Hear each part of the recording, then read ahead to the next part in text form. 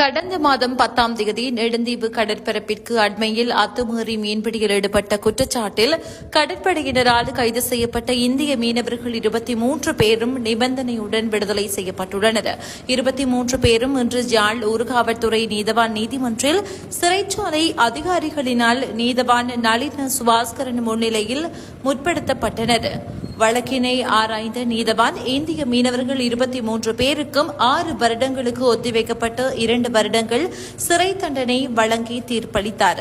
அத்துடன் குறித்த 23 பேரில் 3 பேர் படகோட்டிகள் என்றமையினால் அவர்களுக்கு தலா 4 மில்லியன் அபராத தொகையினை செலுத்தும் அதேவேளை 6 மாத சிறை தண்டனையையும் மேலதிகமாக வழங்கி உத்தரவிட்டார்.